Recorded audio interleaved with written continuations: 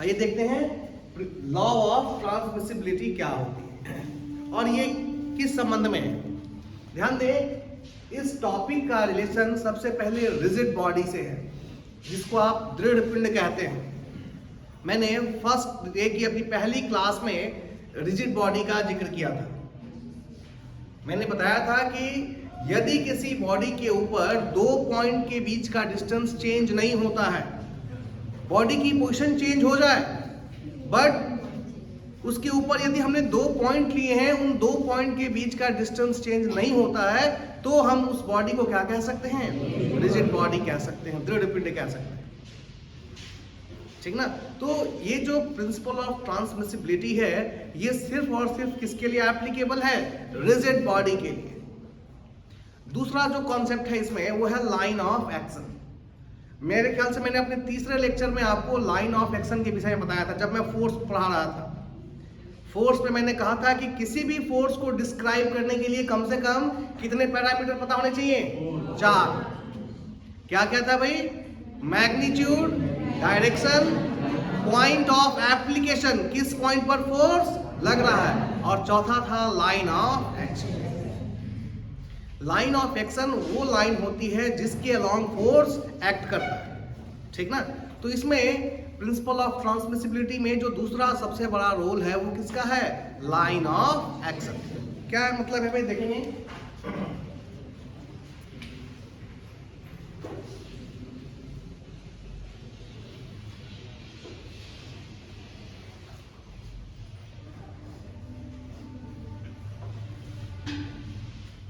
Principle of transmissibility ये कहती है कि यदि कोई बॉडी स्टेट ऑफ रेस्ट में हो या स्टेट ऑफ मोशन में हो, ठीक ना, किसमें हो? यदि कोई बॉडी स्टेट ऑफ रेस्ट में हो या फिर स्टेट ऑफ मोशन में हो, उसके स्थिति में कोई परिवर्तन नहीं हो। There will be no change in the state of the body. Body के स्टेट में कोई चेंज नहीं होगा। कब नहीं होगा भाई? जब उस पर लगने वाले फोर्स की पोजीशन को हम क्या कर दें? चेंज कर दें। अगर उस बॉडी के ऊपर कोई फोर्स लग रहा है, तो उस फोर्स की पोजीशन को क्या कर दें? चेंज कर दें। बट 2 चीजों का ध्यान रखें। चेंज करते समय ये ध्यान रखना है कि उस फोर्स का ना तो मैग्नीट्यूड चेंज हो और ना ही डायरेक्शन चेंज हो। ठीक है। किन चीजों का ध्यान रखना है? ना तो फोर्स का मैग्नीट्यूड चेंज हो और ना ही डायरेक्शन चेंज हो। साथ ही जो हम फोर्स को चेंज करेंगे, वो लाइन ऑफ एक्शन को ना छोड़े। जिस लाइन ऑफ एक्शन के अलोंग फोर्स पहले से लग रहा था, आगे जब हमने उसकी पोजीशन को चेंज किया, तो लाइन ऑफ एक्शन क्या रहे? सेम रहे। कहने का मतलब है कि अगर ये एक हमने रिजिड बॉडी कंसीडर कर लिया और इस पर यहां एक फोर्स F लग रहा है, this is the point A point पे फोर्स F लग रहा है, ठीक ना। तो और इसका जो भी स्टेट है, इस स्टेट में कोई चेंज नहीं होगा। कब नहीं होगा? जब हम इस फोर्स को यहां से उठा करके बॉडी के किसी भी पोर्शन पे लगा दे। बट कंडीशन क्या है? किन चीजों का ध्यान रखना है? कि इस फोर्स का मैग्नीट्यूड चेंज ना हो, इस फोर्स का डायरेक्शन चेंज, और यह फोर्स हमेशा इसी लाइन ऑफ एक्शन के ऊपर लगे। यानी इसको यहां से उठा करके अगर हमने यहां लगा दिया, दिस इज पॉइंट B। ध्यान दें, मैग्नीट्यूड F दोनों का क्या है? सेम है। तो मैग्नीट्यूड सेम है, डायरेक्शन भी देखेंगे बिल्कुल क्या है, और यहां पॉइंट A और point B same line of action के ऊपर ये दोनों पॉइंट मौजूद है। ऐसी परिस्थिति में यदि आप इस फोर्स को यहां से उठा करके और यहां लगा देंगे, A से हटा कर कहां लगा देंगे? B पे लगा देंगे, तो अगर ये बॉडी रेस्ट में थी तो ये रेस्ट में ही रहेगी, और यदि यह मोशन में था तो यह मोशन में ही रहेगा। पहले जो इफेक्ट था, बाद में भी इफेक्ट क्या रहेगा? सेम रहेगा। There is no change. यह जो प्रिंसिपल है, इसी प्रिंसिपल को हम क्या कहते हैं? Principle of transmissibility. हम इसको यहां से यहां ट्रांसफर कर देंगे तो भी इसकी स्थिति में कोई परिवर्तन नहीं आएगा। अगर यह स्टेट ऑफ रेस्ट में था तो स्टेट ऑफ रेस्ट में ही रहेगा, और यदि स्टेट ऑफ मोशन में था तो इसमें state of motion as usual रहेगा, इसकी स्थिति में कोई चेंज नहीं है। बशर्ते आपको किन चीजों का ध्यान रखना है कि फोर्स का ना तो मैग्नीट्यूड चेंज हो और ना ही साथ ही ये जो फोर्स की पोजीशन हम चेंज कर रहे हैं वो लाइन ऑफ एक्शन चेंज नहीं होना चाहिए। Line of action should must be remain same. और एक इंपॉर्टेंट कंसीडरेशन क्या है कि यह बॉडी कैसी होनी चाहिए, it should be a rigid body. ऐसा नहीं है कि हमने फोर्स यहां से यहां लगाया और इन दोनों पॉइंट के बीच का डिस्टेंस क्या हो गया, चेंज हो गया। उस केस में ये लॉ ऑफ ट्रांसमिसिबिलिटी एप्लीकेबल नहीं होगी। क्लियर है? तो इस लॉ के लिए सबसे इंपॉर्टेंट है कि यह एक रिजिड बॉडी होनी चाहिए। क्लियर है? नेक्स्ट टॉपिक हम लोग क्या डिस्कस करने वाले हैं, सिस्टम ऑफ फोर्सेस। पहले क्लास में हम लोगों ने फोर्स डिस्कस किया था, ठीक ना। आज हम लोग क्या डिस्कस करने वाले हैं, सिस्टम ऑफ फोर्सेस। तो ये जो सिस्टम ऑफ फोर्सेस क्या है इसके संबंध में हमको जानना है। यदि किसी बॉडी के ऊपर सिर्फ एक फोर्स लग रहा है तो हम कहेंगे कि वहां क्या लग रहा है, फोर्स लग रहा है। लेकिन एक साथ यदि दो या दो से ज्यादा फोर्स काम कर रहा है तो उसे हम कहेंगे कि एक सिस्टम ऑफ फोर्स कार्य कर रहा है। अगर एक फोर्स लग रहा है तो कहेंगे बॉडी के ऊपर क्या लग रहा है, फोर्स लग रहा है। लेकिन एक ही समय में दो या दो से ज्यादा फोर्स यदि कार्य करे तब हम कहेंगे कि यह फोर्स नहीं है, क्या है, सिस्टम ऑफ फोर्स है। बात समझ में आ रही है? फोर्स और सिस्टम ऑफ फोर्स में क्या अंतर है? फोर्स का मतलब सिंगल फोर्स और सिस्टम ऑफ फोर्स का मतलब दो या फिर दो से ज्यादा फोर्स यदि काम कर रहे हैं तो उसे हम सिस्टम ऑफ फोर्स कहेंगे। कहीं कहीं इसको फोर्स सिस्टम भी कहा जाता है। आपके सिलेबस के अनुसार हमें इस फोर्स सिस्टम के विषय में जानना है और इसकी क्लासिफिकेशन के संबंध में जानना है। कैसे हम ये जो सिस्टम ऑफ फोर्स है इसको क्लासिफिकेशन करते हैं, इसका कैसे इसको क्लासिफाई करते हैं। तो इसका जो क्लासिफिकेशन है इसके कई तरीके हैं, ठीक ना। जो हम लोग देख रहे हैं, पहला जो क्लासिफिकेशन इसका मैं कर रहा हूं दैट इज बेस्ड अपॉन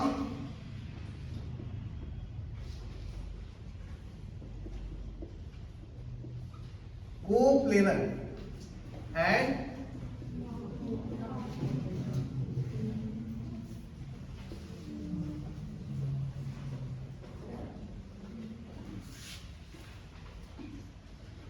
ठीक है, coplanar force and non coplanar force. इसको देखना है, इसको समझना है। को का मतलब क्या होता है, सेम। को का मतलब सेम। कोप्लेनर का मतलब है एक ही प्लेन में। कोप्लेनर का क्या मतलब है भाई, एक ही प्लेन। और नन कोप्लेनर का मतलब है एक से ज्यादा प्लेन में। एक प्लेन में ना होकर के एक से ज्यादा प्लेन की बात हो रही, then it is called non coplanar.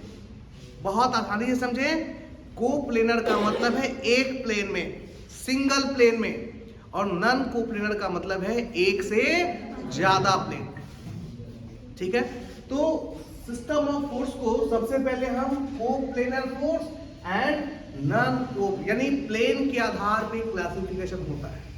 यदि लगने वाले सभी फोर्सेस का लाइन ऑफ एक्शन, ध्यान से सुने, यदि लगने वाले सभी फोर्सेस का क्या लाइन ऑफ एक्शन एक प्लेन में एग्जिस्ट करता हो तो उसे हम क्या कहेंगे, कोप्लेनर फोर्सेस कहेंगे या कोप्लेनर सिस्टम ऑफ फोर्स कहेंगे। और यदि किसी बॉडी पे लगने वाले सभी फोर्सेस अलग अलग प्लेन में हैं, then in that case we call it non-coplanar force। ठीक है, कोप्लेनर एंड, अब इसका क्या मतलब है भाई, कैसे समझें? सबसे जरूरी है इसके लिए समझना प्लेन को, कि प्लेन क्या है, ठीक ना। अगर हम प्लेन समझेंगे तब जाकर के सिस्टम को सही से समझ पाएंगे। आइए देखते हैं कि प्लेन क्या है। प्लेन को समझने के लिए हम एक्सिस को देखेंगे। Suppose this is x axis and this is y axis and this is z axis. Clear है?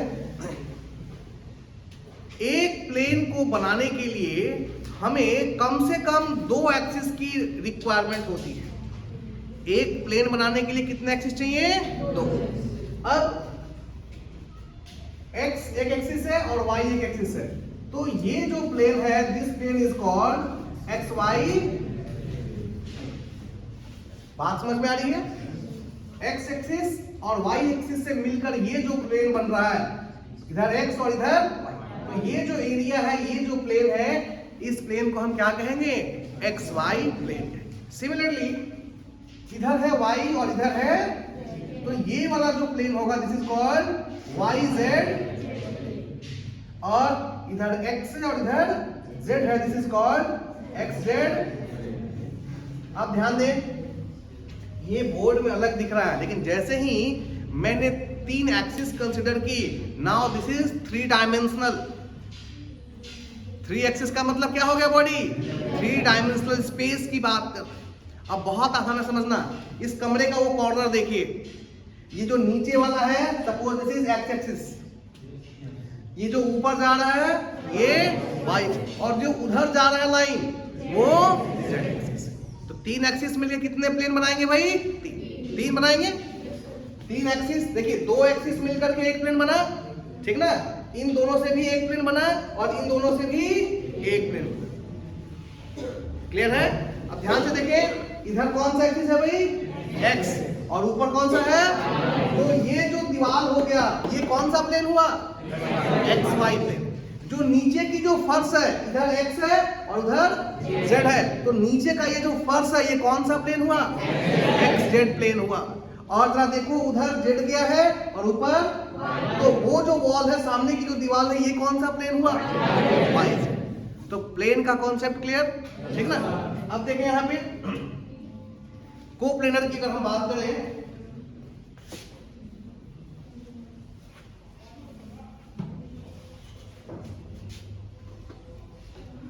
तो मैं सबसे पहले क्या बता रहा हूं? कोप्लेनर, यानी ऐसे फोर्स जो एक ही प्लेन में हो। तो this plane is x y plane. अब जरा देखो, एक फोर्स यहां लग रहा है, एक फोर्स इधर लग रहा है, और एक फोर्स इधर। This is F1, this is F2 and this is.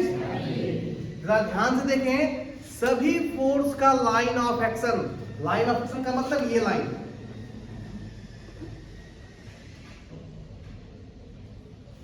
ये सब के सब किस प्लेन के अंदर है? एक्स वाई प्लेन के अंतर्गत आते हैं। इसलिए इन सभी फोर्सेस को हम किसके एग्जांपल के रूप में लेंगे? कोप्लेनर, क्योंकि ये सब के सब एक ही प्लेन, एक्स वाई प्लेन, सभी का लाइन ऑफ एक्शन किस प्लेन में है? एक्स वाई प्लेन के अंतर्गत आता है, इसलिए इसको हम क्या कहेंगे? कोप्लेनर। क्लियर है?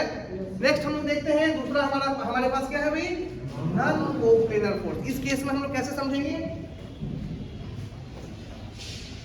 अब नॉन कोप्लेनर का देखना है हमें, तो हमें कितना कंसीडर करना पड़ेगा? एक से ज्यादा प्लेन लेना होगा, क्योंकि नॉन कोप्लेनर में सारे फोर्स एक प्लेन में नहीं रहेंगे, वो कहाँ रहेंगे?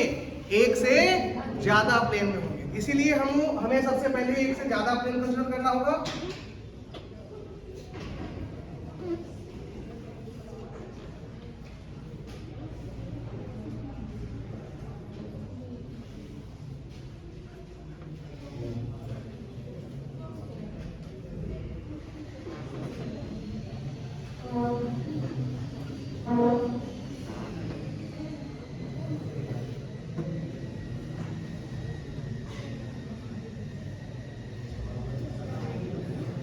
चलिए देखेंगे,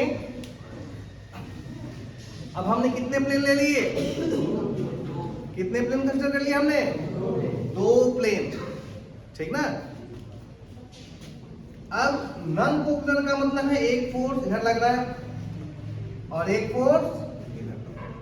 this is F1 and this is F2। अब ये जो दोनों फोर्सेस हैं, they are in different plane, एक से क्या है? ज्यादा प्लेन में है, तो इनको हम क्या कहेंगे? Non coplanar. ये जो क्लासिफिकेशन है ना, ये बहुत इंपॉर्टेंट है। आगे क्वेश्चन में कहेगा a parallel non coplanar force, तो आपके माइंड में बिल्कुल क्लियर होना चाहिए कि पैरेलल का मतलब क्या है और नॉन कोप्लेनर का मतलब, तभी तो उसको हम रिप्रेजेंट कर पाएंगे।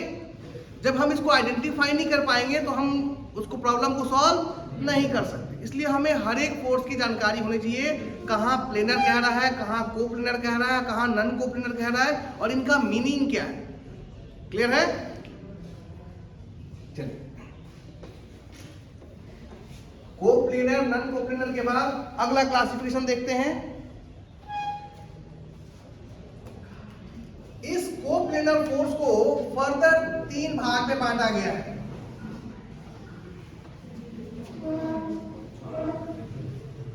कितने पार्ट में डिवाइड किया गया है? 3 पार्ट में डिवाइड किया गया है।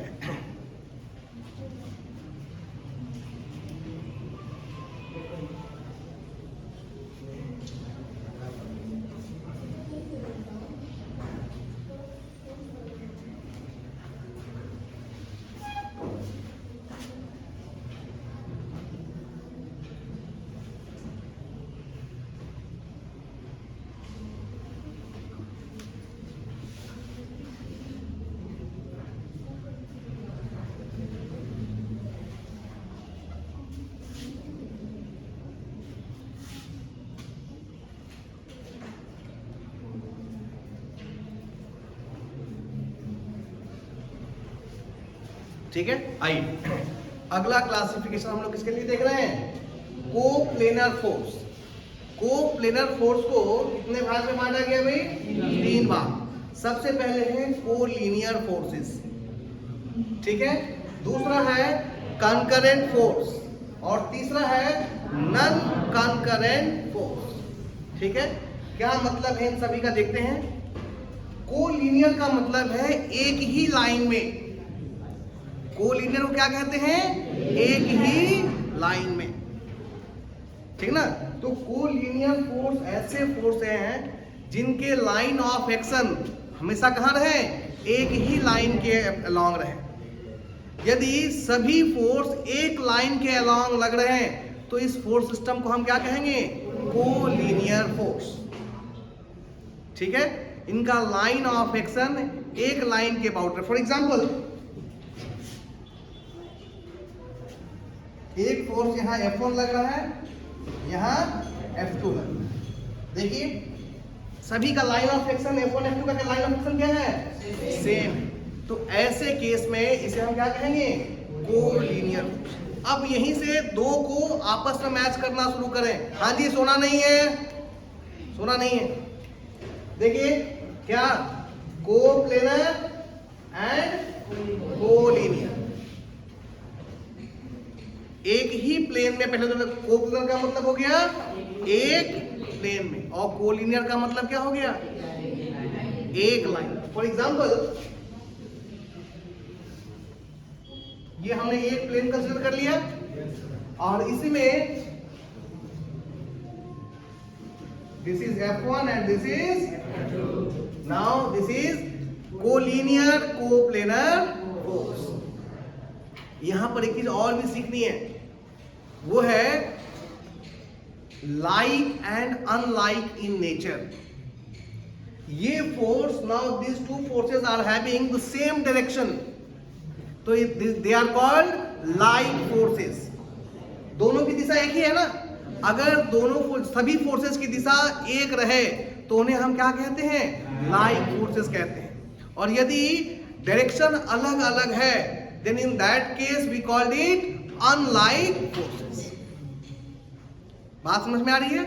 like forces and unlike forces, clear है? that is, अगर हम दूसरा एग्जांपल लें F1 एंड, नाउ ये जो एग्जांपल होगा, ये एक ही प्लेन है, दो फोर्सेस लग रहे हैं but their directions are opposite.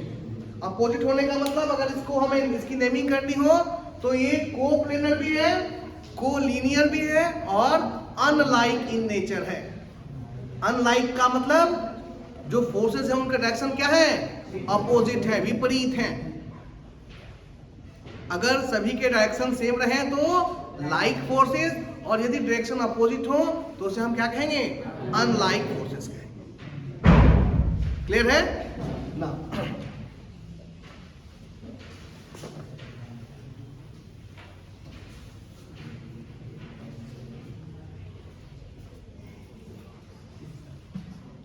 Next है हमारा कंकरेंट फोर्स। कंकरेंट फोर्स का क्या मतलब है भाई? यदि लगने वाले सभी फोर्स एक कॉमन पॉइंट से पास करें। कहां से? एक कॉमन पॉइंट से पास करें तो उसके लिए हम क्या यूज करेंगे?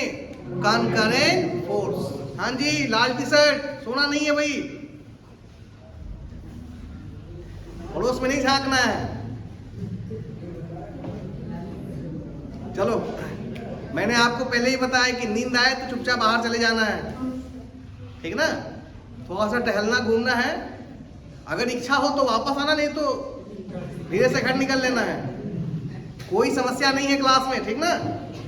चलिए वापस बात करते हैं कंकरेंट फोर्स की हम लोग बात कर रहे हैं। कंकरेंट फोर्स का मतलब है यदि लगने वाले सभी फोर्स सिंगल पॉइंट से पास करते हो, किसी एक सिंगल पॉइंट, जिसको कि हम कॉमन पॉइंट भी कह सकते हैं। अगर 4 फोर्स लग रहे हैं तो चारों के चारों का जो लाइन ऑफ एक्शन है कहां से पास होना चाहिए? एक सिंगल पॉइंट से पास होना चाहिए। यदि ऐसा है तो उस फोर्स ऑफ सिस्टम को हम क्या कहेंगे? कंकरेंट फोर्स कहेंगे। फॉर एग्जांपल ध्यान दें, ये एक पॉइंट है F1, F2, F3 and this is F4। ये 4 फोर्सेस हैं, लेकिन सभी के सभी इस पॉइंट O से क्या हो रहे हैं? क्रॉस हो रहे हैं। क्लियर है? यदि ऐसा है तो इस फोर्स को हम क्या कहेंगे? कंकरेंट फोर्स कहेंगे। ठीक है, आप फिर से ध्यान से समझिए। कंकरेंट समझ गए? अगर आप बुक में देखेंगे तो आपको मिलेगा कोप्लेनर कंकरेंट फोर्स। दो को आपस में मिक्स करेगा। तो देखिए, कोप्लेनर का आपने मतलब समझ लिया था कि प्लेन क्या होना चाहिए? सेम होना चाहिए। और कंकरेंट का मतलब जितने भी फोर्स लग रहे हैं they should must pass through a single point. तो अगर हम, ये तो कंकरेंट फोर्स का एग्जांपल हुआ कि सारे फोर्सेस एक कॉमन पॉइंट से पास होने चाहिए। अब अगर मैं आपसे पूछूं कि कोप्लेनर कंकरेंट फोर्स का एग्जांपल दीजिए, तब ध्यान दें, अगर कहे कि सर इसी के ऊपर एक प्लेन बना देते हैं,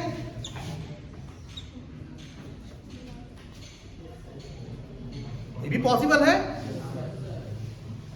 भाई। सारे फोर्स एक पॉइंट से पास हो रहे हैं और एक ही प्लेन, ये हो गया x और ये हो गया y, xy प्लेन में है। कई सारे एग्जांपल ले सकते हैं। फॉर एग्जांपल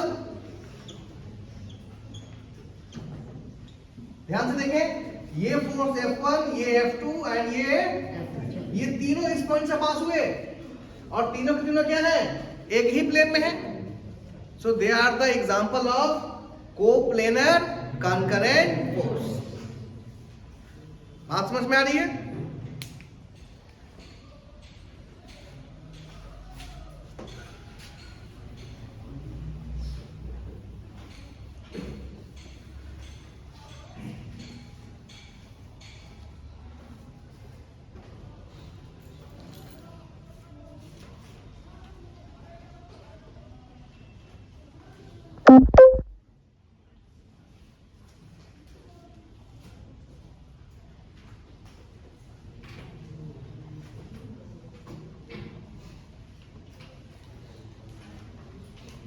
अच्छा, यहां पर एक चीज और सीखें, यहां पर एक चीज और सीखने वाली, उसको भी जाने।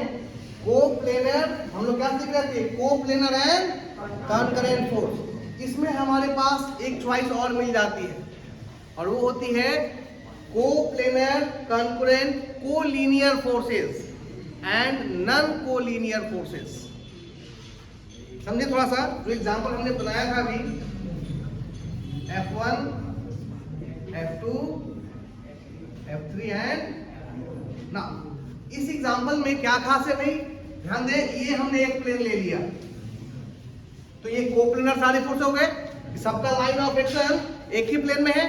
दूसरा, सब के सब एक खास पॉइंट से पास हो रहे हैं, कॉमन पॉइंट से पास हो रहे हैं, तो सब के सब क्या हो गए? Concurrent force. कोप्लेनर भी है, कंकरेंट भी है, but they are not collinear. ये एक लाइन में है क्या? नहीं, तो ये नॉन कोलिनियर हुए। अब इसको इसकी अगर नेमिंग करनी हो तो हम कैसे करेंगे? This is a non collinear coplanar concurrent force. इसी में हम एक केस और भी ले सकते हैं जिसमें कोप्लेनर हो, कंकरेंट हो, लेकिन कोलिनियर भी हो। फॉर एग्जाम्पल,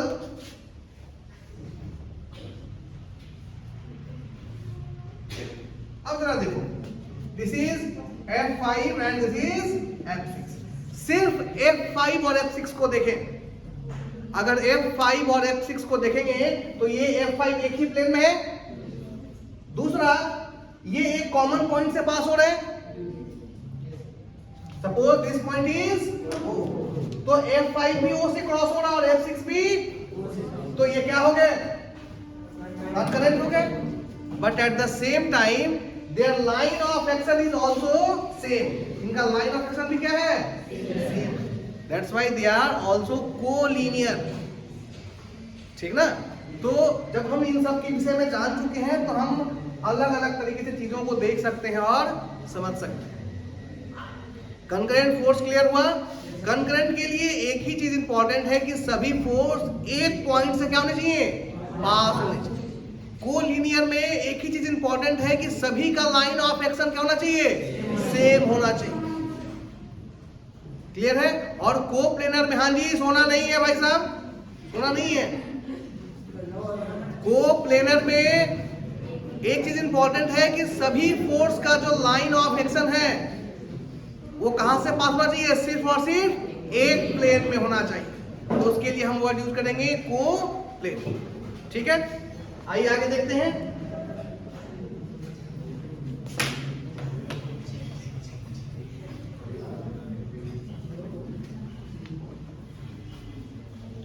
अगला टॉपिक हमारा इसमें क्या है भाई?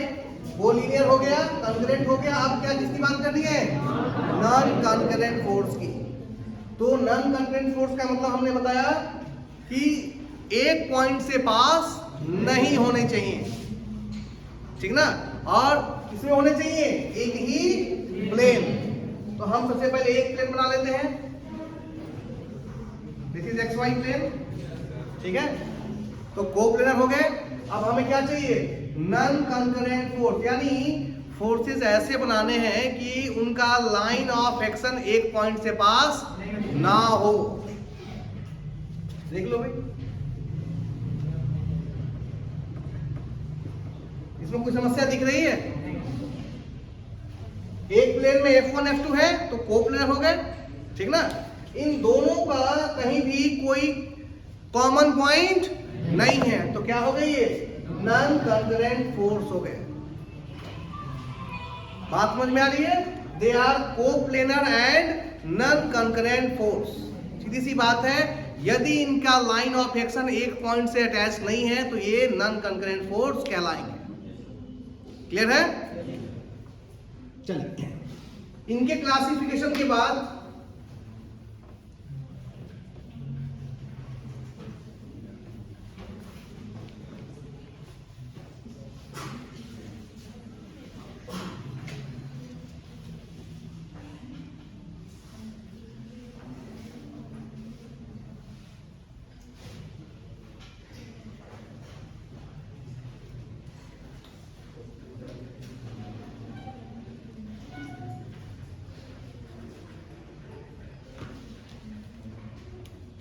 अच्छा, यहां पर थोड़ा सा और आगे जाके समझना होगा। ये जो नॉन कंकरेंट फोर्स है इसके अंदर भी एक क्लासिफिकेशन है।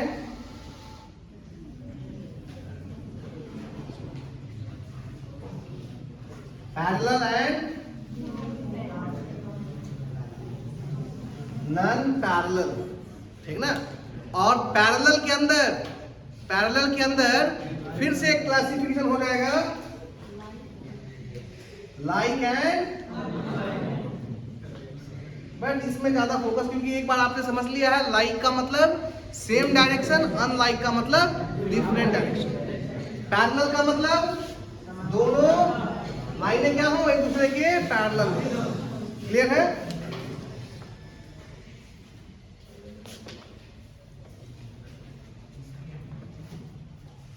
तो अभी जो हम लोगों ने बनाया था, ये एक प्लेन लिया था हमने और इसमें दो ये फोर्सेस बना दिए थे F1 एंड, तो ये किसके एग्जाम्पल हुए भाई? Like, like, parallel, non concurrent, coplanar force. इसमें चार चीजें हैं आइडेंटिफाई करने के लिए। और इसी केस में अगर हम नॉन पैरेलल की बात कर ले तो भी, नॉन पैरेलल की बात करें तो कैसे आएगा ये, कैसे बन सकता है ये? ध्यान रखना है, एक मिनट, हमें लाइन ऐसी बनानी है कि उनका लाइन ऑफ एक्शन एक दूसरे को किसी पॉइंट पे कट ना करे।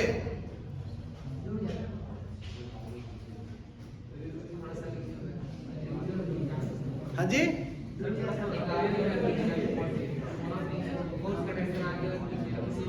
फोर्स का डायरेक्शन, अच्छा आपका कहने का मतलब है ऐसे कर दे, तो ये तो पैरेलल ही रह गया।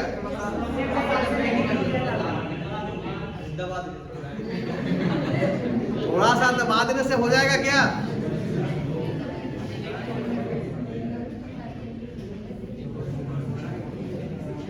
कैसे करेंगे जी? इस बार हमें क्या रखना है?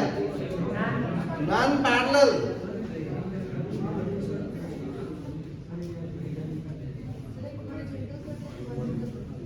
एक हॉरिजॉन्टल और एक, जरा देखो तो ऐसा हो सकता है क्या? एक हॉरिजॉन्टल और एक, इसका लाइन ऑफ एक्शन और इसका लाइन ऑफ एक्शन।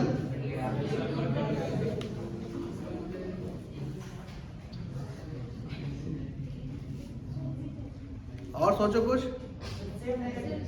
हाँ,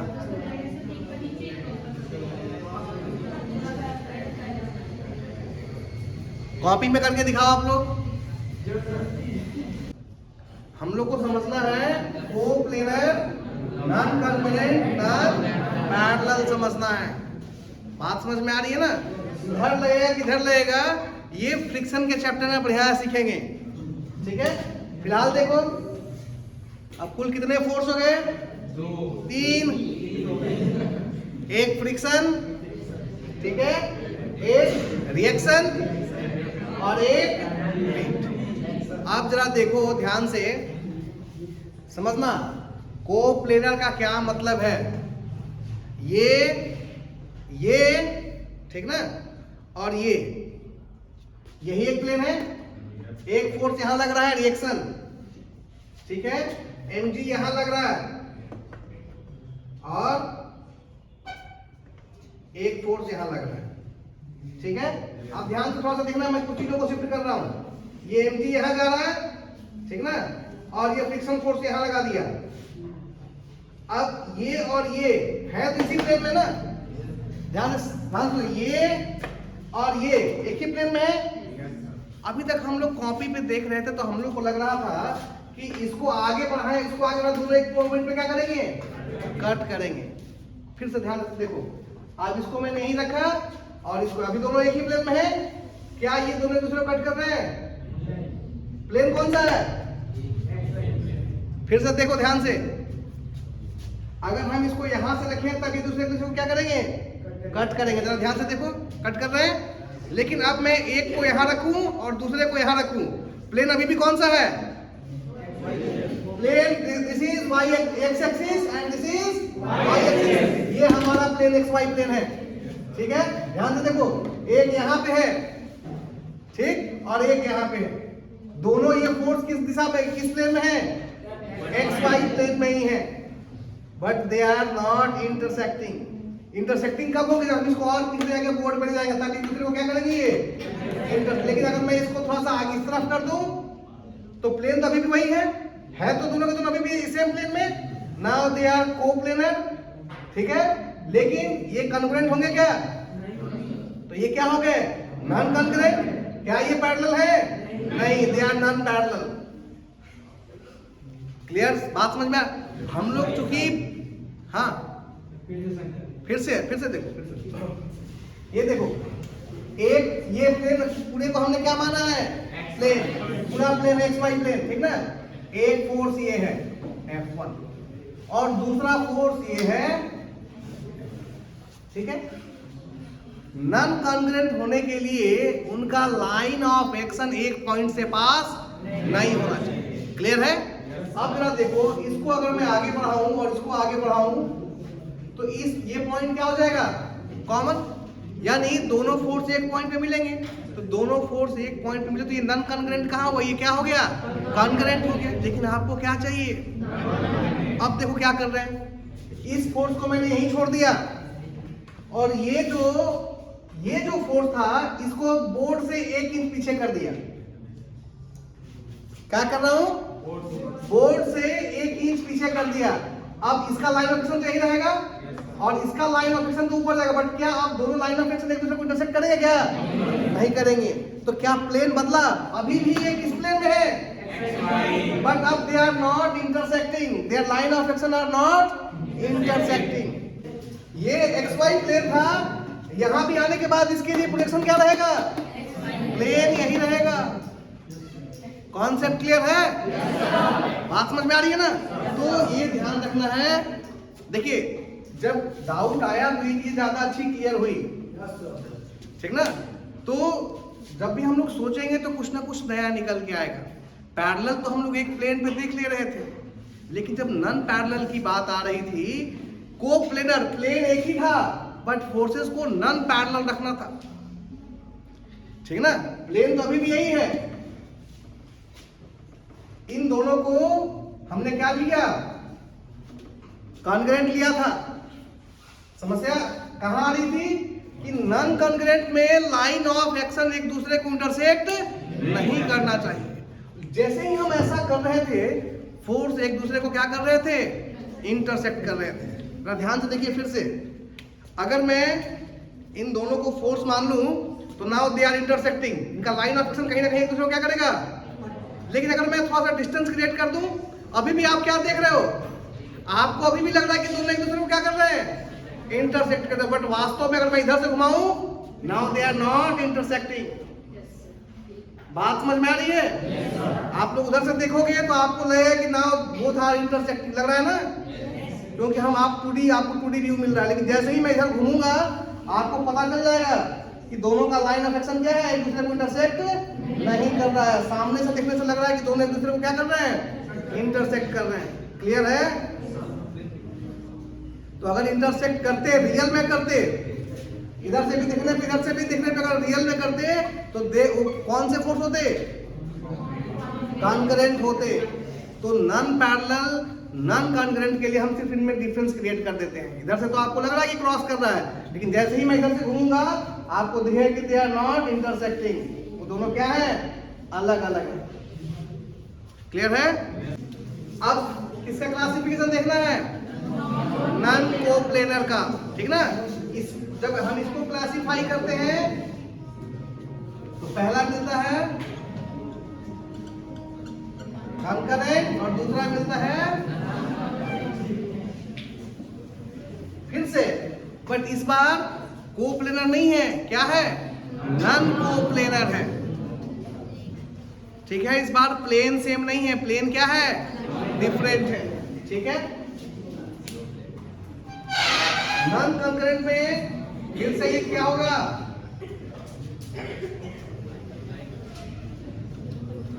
पैरेलल, और पैरेलल के अंदर फिर से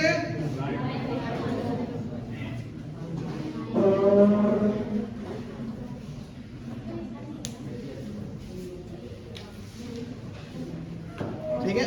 आइए अब समझते हैं नॉन कोप्लेनर को, एक एक करके चलते हैं। कंकरेंट का मतलब तो समझ लिया था, सारे फोर्स का लाइन ऑफ एक्शन एक पॉइंट से कट करे, ठीक ना? अब इसको अगर हम नॉन कोप्लेनर में देखें नन कोप्लनर का मतलब एक प्लेन ड्रॉ नहीं करेंगे, एक से ज्यादा प्लेन ड्रॉ करेंगे।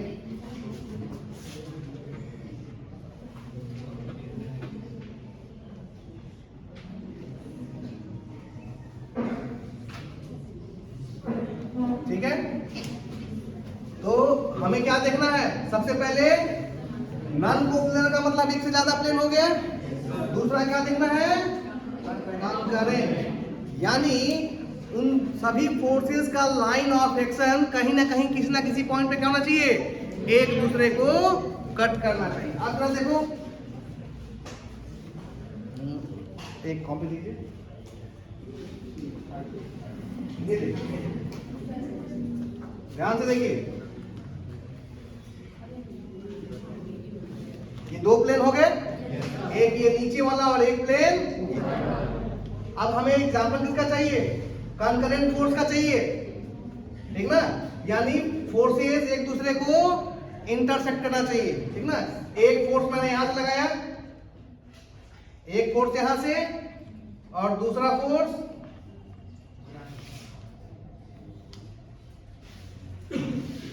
ये देखिए, जहां मैंने पकड़ रखा है यहां दोनों फोर्स क्या कर रहे हैं? एक दूसरे को दिख रहा है?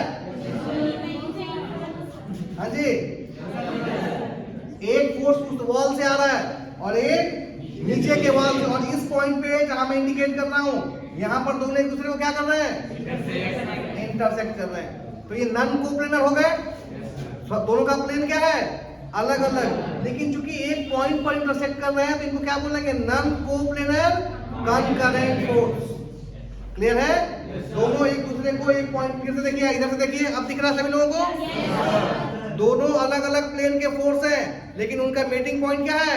एक है। एक जगह दोनों का लाइन ऑफ एक्शन एक दूसरे को क्या कर रहा है? इंटरसेक्ट। अलग प्लेन होने के कारण नन कोप्लेनर हो गए, और एक पॉइंट पर इंटरसेक्ट करने के कारण क्या हो गए? कंकरेंट फोर्सेस हो गए। क्लियर है ना? यहां पे अगर हम दिखाना चाहें तो एक फोर्स को हम यहां से इधर दिखाएंगे और दूसरे फोर्स को यहां से F1 F2, ये हो जाएगा। इन दोनों का क्या हो जाएगा? कॉमन पॉइंट, जहां एक दूसरे को ये क्या कर रहे हैं? इंटरसेक्ट कर रहे हैं। ठीक है। Second case, non coplanar and non concurrent force. अब ये एक दूसरे को इंटरसेक्ट नहीं करने चाहिए, उस केस में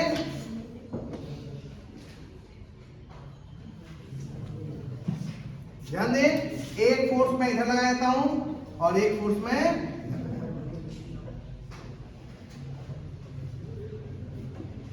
आप जरा बताइए कभी दूसरे को इंटरसेक्ट करेंगे? नहीं, क्योंकि इसका लाइन ऑफ एक्शन हमेशा अलग रहेगा और इसका लाइन ऑफ एक्शन हमेशा। आप कहेंगे सर ये तो फिर कर रहा है, ये नहीं कर रहा है, अलग प्लेन है। फिर से कॉपी में देखो, फिर से यहां देखेंगे तो आपको समझ में आएगा। सपोज ये एक फोर्स लग रहा है यहां, ठीक ना, और एक फोर्स लग रहा है यहां, वो भी अलग प्लेन में है, ये भी अलग प्लेन में है, तो ये नन कोप्लेनर हो गए। और नन कंकरेंट भी है, क्योंकि ना तो इसका लाइन ऑफ एक्शन ना उसका लाइन ऑफ एक्शन एक दूसरे को इंटरसेक्ट करेगा। लेकिन यहां पर देखने में क्या लग रहा है कि यहां पर दोनों क्या कर रहे हैं? इसीलिए हमेशा 3D इमेजिनेशन करना होगा, तब हम इन सिस्टम को समझ पाएंगे। क्लियर है ना? अब इसके अंदर भी फिर से आ रहा है, नन कंकरेंट के अंदर भी क्या? Parallel and non parallel. कैसे करेंगे भाई, जरा ध्यान से देखो। अलग अलग प्लेन में सबसे पहले पैरेलल को इमेजिन करो। एक फोर्स यहां लग रहा है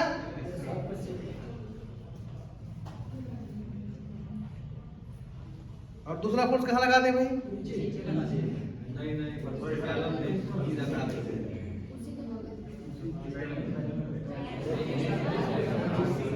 कैसे? अगर यहां पर दोनों को लगा दे, दो फोर्सेस को, तो फिर दोनों इस प्लेन में हो गए। इस प्लेन का मतलब कोप्लेनर हो गए।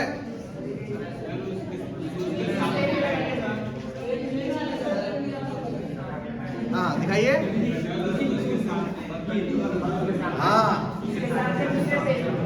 ये देखिए, ये देखिए, एक फोर्स यहां लग रहा है, ठीक है, एक फोर्स यहाँ लगा और एक फोर्स यहाँ लगा, ये तो क्या हो गया भाई, एक दूसरे से परपेंडिकुलर हो गए। पैरेलल कहाँ हुए? हम लोग को यहाँ पैरेलल और नॉन पैरेलल इमेजिन करना है। हाँ संभव है, संभव है। इधर देखो, इधर देखो, इधर देखो, एक देखो, एक फोर्स ये लगा और एक फोर्स ये लगा। Now they are in different plane, ठीक ना, और दे आर पैरेलल। क्लियर है?